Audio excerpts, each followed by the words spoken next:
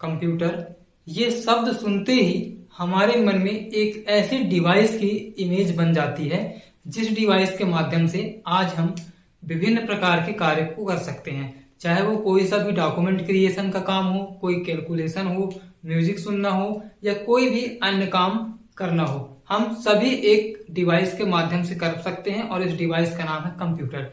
Computer आज हमें छोटे से लेकर के बड़े कई रूपों में मिलता है, जैसे कि हमें लैपटॉप के रूप में मिलता है, डेस्कटॉप के रूप में मिलता है, पाम टॉप या मोबाइल के रूप में भी आजकल हमको कंप्यूटर देखने को मिल जा रहा है। लेकिन जो कंप्यूटर आज हमारे पास है, जिस कंप्यूटर से आज हम मिल रहे हैं, जिस कंप्यूटर से आज हम काम कर रहे हैं, क्या स्टार्टिंग से ये कंप्यूटर ऐसे ही था, इसकी साइज ऐसे ही थी, क्या है कंप्यूटर की विकास का क्रम, इन सभी बातों को हम आज के इस वीडियो में जानेंगे। तो वीडियो में बने रहिएगा। नमस्कार सभी को, मैं हूं रोहित वर्मा और आप सभी का स्वागत करता हूं यूट्यूब के इस प्यारे से प्लेटफॉर्म पर। और आज का जो हमारा टॉपिक है वो है कंप्यूटर का इतिहास, हिस्ट्री ऑफ कंप्यूटर, या इसे हम कंप्यूटर का विकास क्रम भी बोल सकते हैं। ठीक है, कंप्यूटर का विकास क्रम भी बोल सकते हैं। तो कंप्यूटर जो आज हमें देखने को मिलता है एक डेस्कटॉप या लैपटॉप के रूप में, पहले ये ऐसा नहीं था। ठीक है, इसका विकास का क्रम बहुत ही पिछला, मतलब बहुत पुराने समय से है। लगभग 3000 वर्ष पहले से कंप्यूटर का विकास स्टार्ट हुआ है। तब धीरे धीरे बनते बनते, चरण बाय चरण ये बनते बनते और आज हमें लैपटॉप या डेस्कटॉप के रूप में देखने को मिल रहा है। तो चलिए इन सभी डिवाइस की बात करेंगे, इन सभी उपलब्धियों की बात करेंगे हम आज के इस वीडियो में जो कंप्यूटर के निर्माण में सहायक हैं। तो सबसे पहली बात हम करते हैं, एक ऐसी डिवाइस बनी थी चीन में। ठीक है, सबसे पहली बात अगर हम करें तो सबसे पहले बात तो ये समझिए कि जो कंप्यूटर का विकास क्रम है वो लगभग आज से 3000 वर्ष पहले का है। और कंप्यूटर के विकास क्रम को हम कुछ एज में बांटेंगे, 3 एज में हम उसको बांटते हैं। ठीक है, कितने एज में? 3 एज में, 3 युग में। एक तो पहला हो जाता है डार्क युग। ठीक है, बहुत पुराना पिछला युग हो जाता है ये डार्क युग। इसके बाद अगला जो आपका युग आता है वो मिडिल एज का होता है, मिडिल एज का, और फिर मॉडर्न एज का। यानी पहले हमारा एज जो होगा कंप्यूटर का विकास क्रम का वो होगा डार्क एज। ठीक है, डार्क एज, फिर मिडिल एज, और मिडिल एज के बाद मॉडर्न एज। मॉडर्न एज, इनमें हम पढ़ेंगे कि कंप्यूटर किस किस प्रकार से विकास क्रम हुआ और इनका एज कब से कब तक का है। तो अगर हम यहाँ पे डार्क एज की बात करें, ठीक है, कंप्यूटर के अगर हम डार्क एज की बात करें तो यहां से डायरेक्ट प्रश्न बनता है कि डार्क एज का जो समय है वो 300 BC से लेकर के, ठीक है, 300 BC से लेकर के 1890 AD तक का। ठीक है, 1890 AD तक का कंप्यूटर का जो विकास का युग है वो डार्क एज कहलाता है। इस डार्क एज में कंप्यूटर लगभग मैकेनिकल होते थे। ठीक है, किस प्रकार के होते थे? मैकेनिकल कंप्यूटर होते थे। ये मैकेनिकल क्या है, इन सभी का कंसेप्ट अभी आपको धीरे धीरे समझ में आ जाएगा।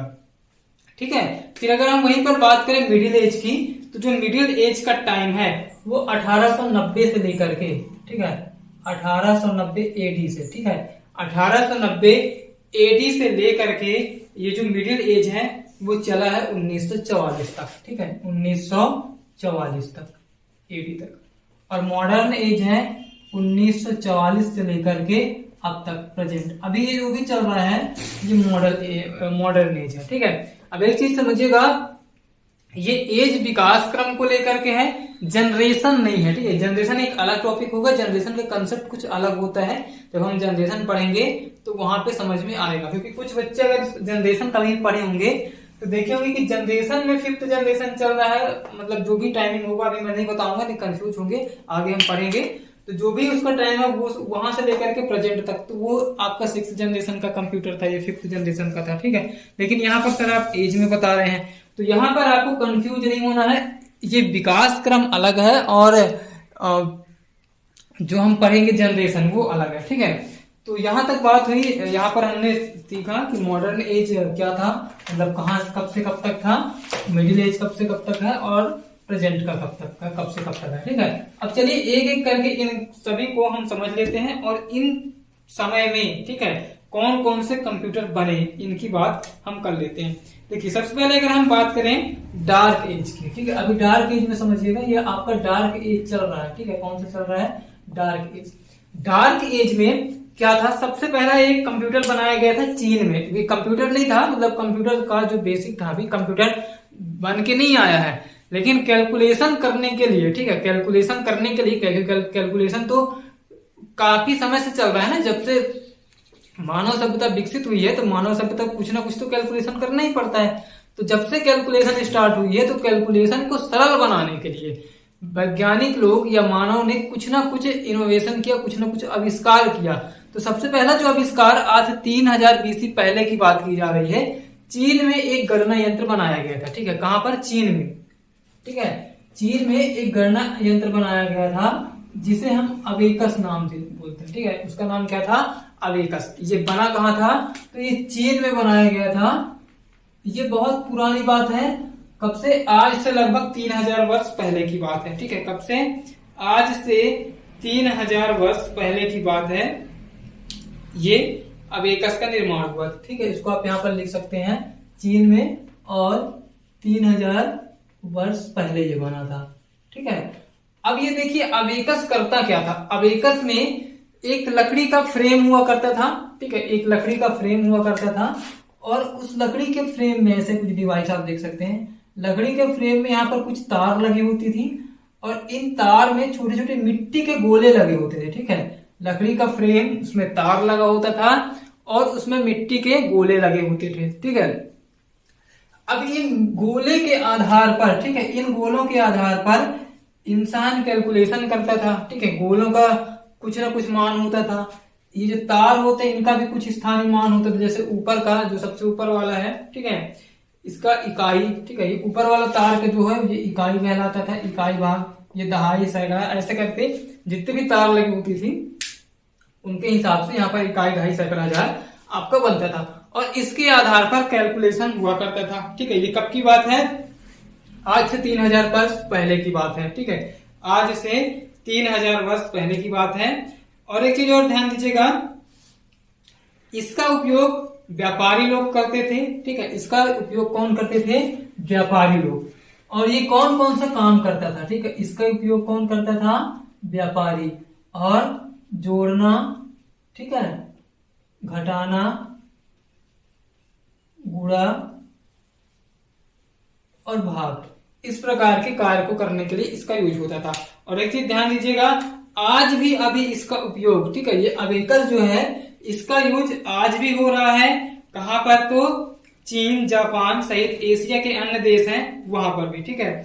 और ये भी कहा जाता है, एक यहाँ पर बात कही जा रही है कि जो व्यक्ति डेली, ठीक है, इसमें कैलकुलेशन करता था, किसमें, अबेकस में प्रैक्टिस करता था, उसकी कैलकुलेशन इतनी तेज हो जाती थी कि वो अबेकस से भी स्पीड कैलकुलेशन कर सकता था। कौन, जो डेली अबेकस से प्रैक्टिस करता था, उसमें कैलकुलेशन करता था, ठीक है। तो ये तो हुई हमारी 3000 पहले वर्ष पहले की बात, जब चीन में गणना यंत्र बना था अबेकस, ठीक है। इसके बाद कैलकुलेशन होता गया, फिर और आवश्यकताएं बढ़ी, और फिर आगे चल के भी कुछ मशीनें बनी। तो अगला जो हमारा मशीन है वो एनालॉग मशीन होगा, नेपियर बोन का, ठीक है, एनालॉग मशीन, ठीक है। अगली जो मशीन होगी वो कौन सी मशीन होगी, एनालॉग मशीन और नेपियर्स बोन्स, ठीक है। ये दो प्रकार की मशीन बनी, इसको यहाँ पर मैं लिख दे रहा हूँ, सेकेंड नंबर की मशीन यहाँ पर, ठीक है, सेकेंड नंबर की जो आपकी मशीन है वो यहाँ पर मैं लिख दे रहा हूँ। आइए बात कर लेते हैं हमारी जो सेकेंड मशीन है उसकी। तो कंप्यूटर के विकास में जो हमारी अगली मशीन बनी थी वो नेपियर बोन्स थी, ठीक है। जॉन नेपियर ने, ठीक है, इसके निर्माता कौन है, जॉन नेपियर, ठीक है, जॉन नेपियर, इन्होंने क्या किया, हड्डियों की छड़ों का उपयोग करके, ठीक है, हड्डियों की छड़ों का उपयोग करके एक मशीन बनाया। और ये मशीन कब बनाया, तो 1617 में बनाया, ठीक है, 1617 में बनाया। इस मशीन का नाम क्या था, जॉन नेपियर, नाम से पता चल जा रहा है, बोन से यानी हड्डियों से मिलकर के बनाया, हड्डियों की छड़ से जॉन नेपियर ने बनाया, ठीक है, ये मशीन था। इसके बाद अगली जो आपकी मशीन बनी, कंप्यूटर के विकास से संबंधित कंप्यूटर के कंसेप्ट, अभी धीरे धीरे मशीन बनना स्टार्ट हुआ है ना, अभी पूरी तरह से हमारे सामने कंप्यूटर बन करके नहीं आया है। अभी हम केवल कैलकुलेशन करने के लिए मशीन बना रहे हैं। तो 2 मशीन हमारी बनी, ठीक है, छोटी छोटी और कई सारी मशीन बनी थी, लेकिन यहाँ पर जो हमारी मुख्य भूमिका निभाई है कंप्यूटर के विकास को लेकर के, उनकी चर्चा हम यहाँ पर करने वाले हैं। तो अगली जो मशीन बनी पास्कलाइन, ठीक है, नेक्स्ट आपकी जो मशीन यहाँ पर बनने वाली है वो पास्कलाइन है। और इसे बनाया किसने? तो ब्लेज पास्कल ने, पास्कलाइन, इस मशीन को बनाया है ब्लेज पास्कल ने, ब्लेज पास्कल ने। तो ब्लेज पास्कल साहब ने एक मशीन बनाई जिस मशीन का नाम था पास्कलाइन। और ये जो ब्लेज पास्कल है, ध्यान दीजिएगा, ये फ्रांसीसी गणितज्ञ हैं, ठीक है, ये फ्रांसीसी गणितज्ञ हैं। अब देखिए यहां पर हमको एक नया कंसेप्ट मिलने वाला है डिजिटल का, ठीक है, यहां पर क्या मिलने वाला है? डिजिटल का। तो ये हमारा ये जो पास्कलाइन था वो मैकेनिकल डिजिटल कैलकुलेटर था, ठीक है, ये क्या था? पास्कलाइन जो था वो मैकेनिकल डिजिटल कैलकुलेटर था। मैकेनिकल डिजिटल का मतलब क्या होता है इसको समझते हैं, ठीक है। मैकेनिकल मतलब जो यंत्रों के माध्यम से चले, उपकरणों के माध्यम से चले, जिसमें गियर शाफ्ट वगैरह होते हैं, जिसमें कुछ पहिए घूमते हैं, ऐसा करके। जैसे आप गाड़ियां देखते हैं तो गाड़ियां में कुछ गियर सॉफ्ट ये सब लगे हुए होते हैं जिनके माध्यम से पहिए वगैरह घूमते हैं। तो इस प्रकार से घूमने वाली जो आपको देखने को कहीं मिल जाए तो समझ जाइए कि वो मैकेनिकल है। तो ये जो ब्लेज पास्कल का जो पास्कलाइन था वो मैकेनिकल था, ठीक है। सबसे पहले तो क्या था? मैकेनिकल था। और मैकेनिकल के साथ साथ ये डिजिटल भी था और कैलकुलेट करता है, इसलिए इसका नाम क्या था? कैलकुलेटर। कैलकुलेटर। डिजिटल मतलब क्या होता है? जहां पर हमारे अंक जो हैं वो छपे हुए हों, ठीक है, जहां पर अंक जो हैं हमारे डिजिट जो है वो क्या हो? छपे हुए हैं। जैसे अगर हम बात करें अबेकस की, तो अबेकस डिजिटल नहीं था। क्यों नहीं था? क्योंकि अबेकस में कुछ इस प्रकार से फ्रेम था और यहाँ पर मिट्टी के गोले पिरोए गए थे, यहाँ पर गोलियों को गिनना पड़ता था यहाँ पर मिट्टी के, ठीक है। लेकिन जो डिजिटल कंप्यूटर हमारा बना ब्लेज पास्कल साहब का पास्कलाइन, ये डिजिटल था और मैकेनिकल था, यानी इसमें घूमने वाली मतलब घूमने वाला कंसेप्ट था, पहिए वगैरह ये सब घूमते थे, और डिजिटल का कंसेप्ट यहाँ से अप्लाई हुआ, यानी कि यहाँ पर क्या होने लग गया? अब जो हमारा डाटा है वो छपे हुए होंगे, दिखने लग जाएंगे, ठीक है, दिख रहे हैं कहीं पर छपे हैं। अब देखिएगा बहुत ही इंपॉर्टेंट फैक्ट है, ये जो ब्लेज पास्कल का जो पास्कलाइन है, ठीक है, ये घड़ी और ओडोमीटर के सिद्धांत पर कार्य करता था, ठीक है। किसके सिद्धांत पर? घड़ी और ओडोमीटर। अब घड़ी और ओडोमीटर क्या है? घड़ी का सिद्धांत समझ लीजिए, ये घड़ी और ओडोमीटर इस सिद्धांत पर कार्य करता था, के सिद्धांत पर। तो घड़ी का सिद्धांत क्या है? देखिए घड़ी में क्या है, जैसे आप घड़ी में देखते हैं सेकंड की सुई घूमती है, ठीक है, सेकंड की सुई घूमती है। तो जब सेकंड की सुई अपना एक चक्कर लगा लेती है तो मिनट की सुई 1 मिनट आगे बढ़ जाती है। समझिएगा बात को, ठीक है। सेकंड की सुई एक चक्कर पूरी लगाएगी, मिनट की सुई 1 मिनट आगे बढ़ेगी। मिनट की सुई पूरी होती है एक चक्कर, घंटे की सुई आगे बढ़ जाती है। तो इसी कंसेप्ट, इसी सिद्धांत का उपयोग करके पास्कलाइन बनाया गया था। और पास्कलाइन में कुछ चक्रियां लगी हुई होती थी, चक्रियां घूमती थी, उसमें अंक छपे हुए होते थे, और उसमें भी इकाई दहाई सैकड़ा हजार का सिस्टम था। इकाई का अंक घूमता तो एक दहाई बढ़ता, ऐसे कुछ कंसेप्ट था उसमें भी। तो यहां से बात आपको समझ में आ गई होगी। और देखिएगा ये पहला मैकेनिकल कैलकुलेटिंग मशीन था, ठीक है, ये जो था पहला मैकेनिकल कैलकुलेटिंग था। आपका डिजिटल तो था ही था, ठीक है, डिजिटल तो था ही था पहला, और मैकेनिकल भी था। मैकेनिकल से पहले, मैकेनिकल मतलब यंत्रों के माध्यम से चलने वाला, ठीक है, ये अबेकस वगैरह मैनुअली चलते थे, इंसान इसको चलाता था, ठीक है। लेकिन पास्कलाइन जो है वो मैकेनिकल था, यंत्रों के माध्यम से चलता था, डिजिटल था, डिजिट उसमें उभरे हुए होते थे, घड़ी और ओडोमीटर के सिद्धांत पर कार्य करता था। ब्लेज पास्कल जी ने बनाया था 1942 में। और जो बात है इसकी वो क्या है कि ये जो है एडिंग मशीन जोड़ और घटाव कर सकता था, ये केवल जोड़ना और घटाना कर सकता था।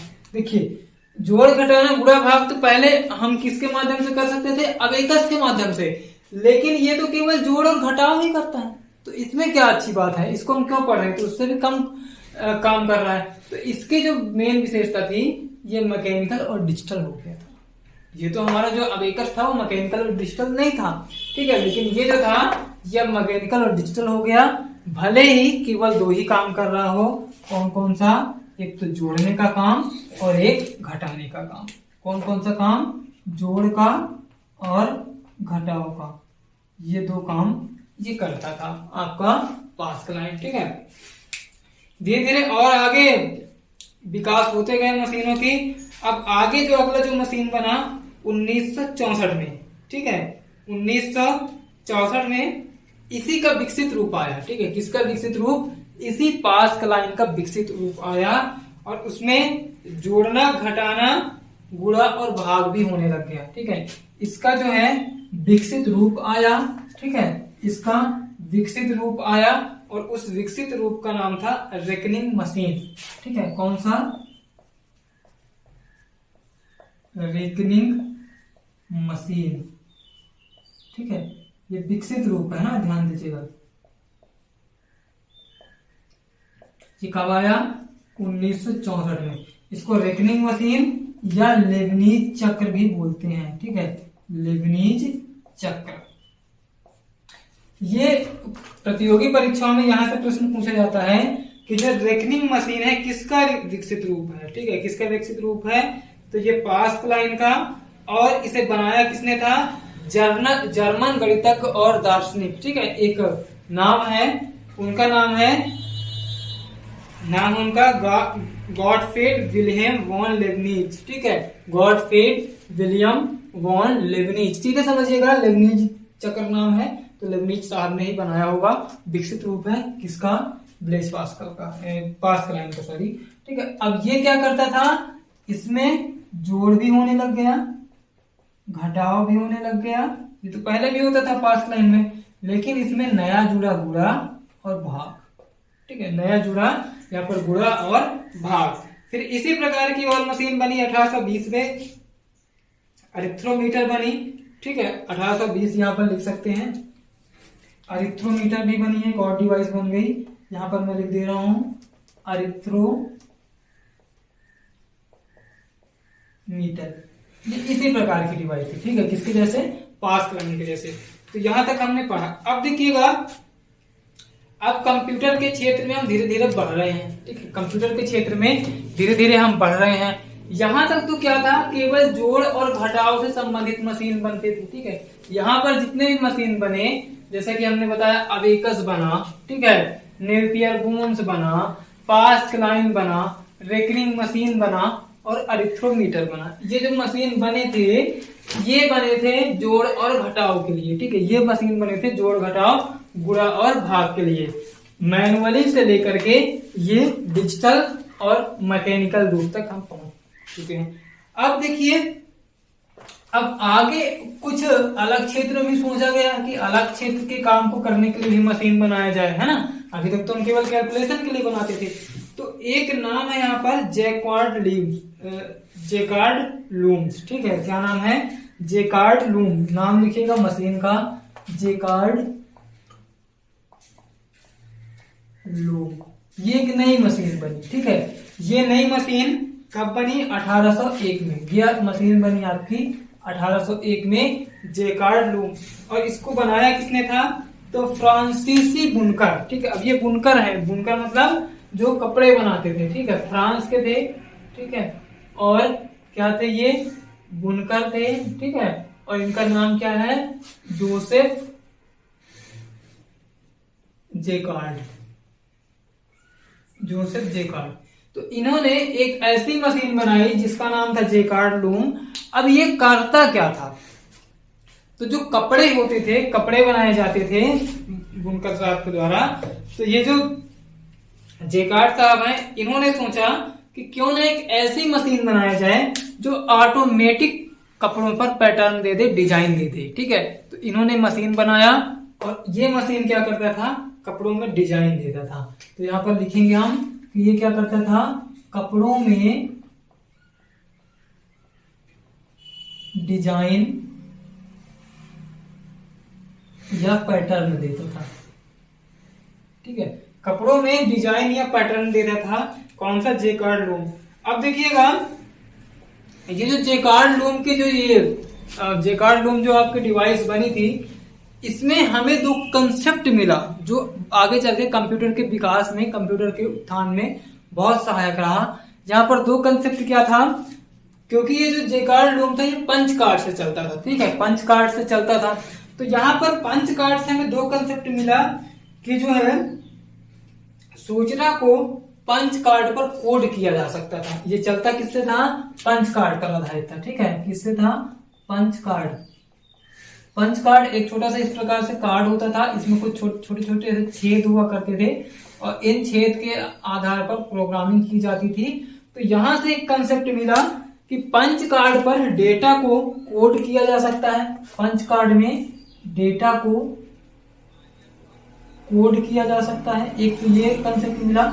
और दूसरा क्या कंसेप्ट मिला कि जब एक बार पंच कार्ड पर कोड किया गया, ठीक है, कोई भी डाटा एक बार जब हम पंच कार्ड पर कोड कर लिए हैं तो उसको हम आगे जब भी हम कंप्यूटर का यूज करेंगे, इस पंच कार्ड का यूज करेंगे, तो ये जो पंच कार्ड है इसका डाटा प्रोग्राम के रूप में यूज होगा, ठीक है, प्रोग्राम के रूप में यूज होगा या उपयोग होगा। यहां से दो कंसेप्ट मिला, ठीक है। तो ये थी जेकार्ड लूम की बात। जेकार्ड लूम के बाद अगला जो बहुत ही इंपॉर्टेंट फैक्ट आने वाला है, बहुत ही इंपॉर्टेंट मशीन आने वाली है, ठीक है, वो है बेबेज साहब की, ठीक है, चार्ल्स बेबेज। और चार्ल्स बेबेज कौन है ये आप सभी को पता है। तो आइए अब हम बात कर लेते हैं बेबेज साहब की उपलब्धियों की, ठीक है, कि बेबेज साहब को हम क्यों कहते हैं कंप्यूटर का जनक, ठीक है, बेबेज साहब को आज कंप्यूटर का जनक कहा जाता है। तो किन कारणों से कहा जाता है, उन्होंने ऐसा क्या किया कंप्यूटर के क्षेत्र में जो आज उन्हें कंप्यूटर का जनक कहा जाता था। तो देखिएगा 1822 की बात कर ले यहाँ पर, ठीक है, अभी हम चार्ल्स बेबेज साहब की मशीन की बात कर रहे हैं। 1822 में एक डिफरेंस इंजन नाम की मशीन बनाई, किसने, बेबेज साहब ने। तो इन्होंने एक मशीन बनाई 1822 में और इस मशीन का नाम क्या था, डिफरेंस इंजन, ठीक है। इसे किसने बनाया, चार्ल्स बेबेज साहब ने। इसको लिख सकते हैं चार्ल्स बेबेज साहब जी ने इसको बनाया, किसको, डिफरेंस इंजन को। ये डिफरेंस इंजन, और चार्ल्स बेबेज कौन थे, अंग्रेजी गणितज्ञ थे, ठीक है, अंग्रेजी गणितज्ञ थे। अब इन्होंने ऐसा बनाया क्यों, तो देखिएगा जब ये अंग्रेजी गणितज्ञ थे कुछ ना कुछ तो कैलकुलेशन करते ही होंगे, है ना। तो जब ये कैलकुलेशन कर रहे थे अपने घर में, तो पहले क्या था, कैलकुलेशन के लिए कुछ चार्ट बनाए गए थे, कुछ टेबल बनाए गए थे, कुछ सारणियां बनाई गई थी। इन सारणियों में इन्होंने देखा कि कुछ त्रुटियां आने लग गई है, कुछ एरर आने लग गई है। तो एरर फ्री करने के लिए एक मशीन बनाई इन्होंने जिसका नाम था डिफरेंस इंजन। इस डिफरेंस इंजन में गियर व शाफ्ट लगे होते थे, ठीक है, क्या क्या लगे होते थे, गियर, ठीक है, गियर और सॉफ्ट इसमें लगे होते थे। और ये चलता किससे था, तो भाप से चलता था, किससे चलता था, भाप से चलता था। कौन सा इंजन, डिफरेंस इंजन। किसके द्वारा बनाया गया था, चार्ल्स बेबेज साहब के द्वारा सन 1822 में। और ध्यान दीजिएगा अब हम 19वीं सदी के युग में पहुंच चुके हैं और जो 19वीं सदी है कंप्यूटर के विकास का स्वर्णिम युग है। यहाँ पर लिख लेता हूँ, यहाँ पर नोट करके लिख लीजिएगा, 19वीं सदी जो है स्वर्णिम युग कहलाता है, ठीक है, किसमें, कंप्यूटर के विकास में। तो चार्ल्स बेबेज साहब ने 1822 में डिफरेंस इंजन बनाया जो भाप से चलता था। और ये किस लिए बनाया था, क्योंकि उनके द्वारा बनाया गया जो भी मतलब पहले से जो कैलकुलेशन करने के लिए जो टेबल बनाई गई थी उसमें त्रुटियां आने लग गई थी, एरर आने लग गया था। और जो डिफरेंस इंजन का जो खर्चा था, ठीक है, इस डिफरेंस इंजन को बनाने में जो खर्च लगा ये ब्रिटिश सरकार ने व्यय किया, ब्रिटिश सरकार ने वहन किया था, ठीक है। फिर इसके बाद देखिए अगली जो मशीन बनी, ठीक है, वो एनालिटिकल इंजन बनी। और ये एनालिटिकल इंजन भी किन्होंने बनाया है, चार्ल्स बेबेज साहब ने ही बनाया। देखिए पहले तो इन्होंने 1822 में डिफरेंस इंजन बनाया, ठीक है। और डिफरेंस इंजन का जो खर्चा था वो किसने किसने व्यय किया, वहन किया, तो यहाँ पर लिख दूं, इसका जो खर्च है ब्रिटिश सरकार ने किया, ठीक है, ब्रिटिश सरकार। अब देखिएगा, इसके बाद 1833 में इन्होंने एक और मशीन बनाई, ठीक है, उसका विकसित रूप बना लिया डिफरेंस इंजन का, जिसे नाम दिया गया एनालिटिकल इंजन। और ये विभिन्न प्रकार के गणना कार्य करने में सक्षम थी, ठीक है। अब ये विभिन्न प्रकार की गणना, ये जो हमारा जो पहले जो बना था वो कुछ सीमित कैलकुलेशन करता था, ठीक है, लेकिन जो यहाँ पर एनालिटिकल इंजन बना, ठीक है, जो एनालिटिकल इंजन बना वो विभिन्न प्रकार के कैलकुलेशन करने में सक्षम था। साथ ही साथ ये पंच कार्ड पर आधारित था। और पंच कार्ड का कंसेप्ट हमें कहां से मिला था, जेकार्ड लूम से। हमने भी जेकार्ड साहब का एक मशीन पढ़ा थोड़ी देर पहले, ठीक है, क्या था उसमें, जेकार्ड लूम, जो कपड़ों पर क्या बनाता था, पैटर्न देता था, पंच कार्ड पर आधारित था। तो वहां से तो हमें पंच कार्ड का कंसेप्ट मिल गया। उसी कंसेप्ट को यहाँ पर बेबेज साहब ने यूज किया और एनालिटिकल इंजन बनाया। और एनालिटिकल इंजन में क्या होने लग गया, पंच कार्ड पर आधारित था। इसको यहाँ पर हम लिख दे रहे हैं, यहाँ पर ये क्या था, पंच कार्ड पर आधारित, यानी कि इसमें प्रोग्राम कोड करके इनपुट दे दिया जाता था, ठीक है, ऑटोमेटिक आउटपुट मिलता था, ठीक है। इसमें पंच कार्ड पर आधारित मतलब क्या होने लग गया, प्रोग्राम को कोड किया जाने लग गया, ठीक है, प्रोग्राम को कोड किया जाने लग गया। और जब कोड हो जाता था तो ऑटोमेटिक रिजल्ट देने लग गया, ऑटोमेटिक रिजल्ट। और साथ ही साथ आउटपुट को प्रिंट करने की क्षमता भी यहाँ पर कंप्यूटर में आ गई थी। यहाँ पर कंप्यूटर का जो विकास क्रम का ये जो 1833 का एनालिटिकल इंजन था, उसमें प्रिंटिंग का भी यहाँ पर क्या होने लग गया, कंसेप्ट मिल गया था, ठीक है। तो ये क्या होता था, प्रिंटिंग भी यहाँ पर हो जाता था। अब देखिएगा, इतना काम तो कर रहा था ये कंप्यूटर, ठीक है। अभी पूरी तरह से कंप्यूटर नहीं मतलब बना है, लेकिन कंप्यूटर का बेस यहाँ से बना है, इसीलिए हमने चार्ल्स बेबेज साहब को कंप्यूटर का जनक कहते हैं, ठीक है। तो इनकी जो ये मशीन थी, ये क्या करती थी, पंच कार्ड पर आधारित थी, विभिन्न प्रकार के कैलकुलेशन करती थी, ठीक है। यहाँ पर लिख दे रहा हूं, विभिन्न प्रकार के कैलकुलेशन करने में सक्षम, ठीक है। तो इनकी जो इसमें ये मशीन है, इसको शुरू में बेकार समझा गया। अब देखिएगा, यहाँ से उपेक्षाएं भी की जाती, जब कुछ विकास होने लग जाता है किसी भी चीज का, ठीक है, तो उसकी कुछ कमियां निकाली जाती थी, उसकी उपेक्षा की जाती है, ठीक है, कमी ढूंढी जाती थी। तो इसमें भी क्या हुआ, सबसे पहले तो इसको बेकार समझा गया, ठीक है, इसको बेकार समझा गया, इसकी उपेक्षा की गई। इससे क्या हुआ कि जो हमारे बेबेज साहब हैं, इनको निराशा हुई, ठीक है। शुरू में बेकार समझा गया, शुरू में बेकार समझा गया, तो बेबेज साहब क्या हो गए, निराश। और जब इन्हें निराशा हुई तो एक महिला आई, ठीक है, एक लेडी है जिनका नाम है एडा अगस्टा, ठीक है, एडा अगस्टा। अब ये एडा अगस्टा कौन है, इनके बारे में आपको सर्च करना है, ठीक है, एडा अगस्टा के बारे में। ये किसी विशेष व्यक्ति की ही पुत्री है, उनके बारे में आपको सर्च करना है। तो एडा अगस्टा आई और एडा अगस्टा ने क्या किया, इस एनालिटिकल इंजन के लिए प्रोग्रामिंग करना शुरू किया। इस एनालिटिकल इंजन के लिए कैलकुलेशन मतलब प्रोग्राम को कोड करना शुरू किया। और यहाँ पर एडा अगस्टा जी ने एनालिटिकल इंजन के लिए प्रोग्रामिंग की, ठीक है। तो यहाँ पर एडा अगस्टा जी ने प्रोग्रामिंग की, ठीक है, एडा अगस्टा, इन्होंने इस एनालिटिकल इंजन पर प्रोग्रामिंग की। और प्रोग्रामिंग के माध्यम से ये कंप्यूटर रिजल्ट प्रोड्यूस करने लग गया, ठीक है। प्रोग्रामिंग के माध्यम से ये कंप्यूटर जो है रिजल्ट प्रोड्यूस करने लग गया। फिर देखिए क्या हुआ, इसीलिए जैसे हम चार्ल्स बेबेज साहब को कंप्यूटर का जनक कहते हैं, ठीक है, चार्ल्स बेबेज साहब को हम कंप्यूटर का जनक कहते हैं, उसी प्रकार से एडा अगस्टा सबसे पहले प्रोग्रामर हैं, ठीक है। एडा अगस्टा सबसे पहले प्रोग्रामर हैं। और एडा अगस्टा पहली प्रोग्रामर, ठीक है, पहली प्रोग्रामर। और चार्ल्स बेबेज साहब कंप्यूटर के जनक, कंप्यूटर के जनक कहलाते हैं। यहां से प्रतियोगी परीक्षाओं में प्रश्न आता है। फिर देखिएगा एडा अगस्टस जी की ये जो उपलब्धियां थी, ठीक है, यानी इनके प्रोग्रामिंग के द्वारा इस एनालिटिकल इंजन को, ठीक है, आगे यूज में लाया जाने लग गया, विकसित हुआ, ठीक है।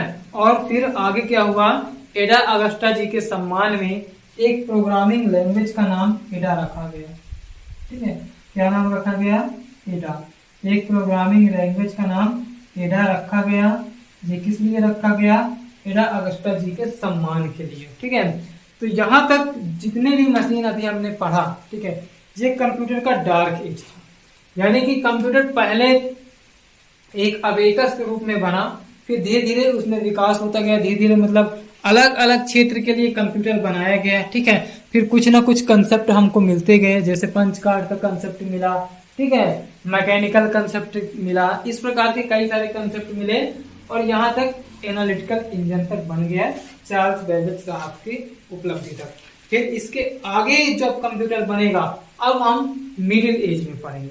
आगे का जो कंप्यूटर का विकास है वो मिडिल एज का होगा, ठीक है। तो आज की क्लास में हमने डार्क एज पढ़ा, आज की क्लास में इतने ही रखेंगे। डार्क एज को आप समझिएगा, जहां पर समझ में ना आए वीडियो को रिवाइज करके दोबारा से देख लीजिएगा, ठीक है। वीडियो अच्छी लगी तो लाइक करिएगा, कमेंट करिएगा। इसका पार्ट 2 में, जो इसका पार्ट 2 है, उसमें हम आगे पढ़ेंगे कंप्यूटर का जो इतिहास है उसके आगे, यानी मिडिल एज और मॉडर्न एज के बारे में। तो आज की क्लास में बस यहीं तक, मिलेंगे अगली क्लास में। तब तक के लिए सभी को नमस्कार, गुड बाय, टेक केयर, अपना ख्याल रखिएगा, धन्यवाद।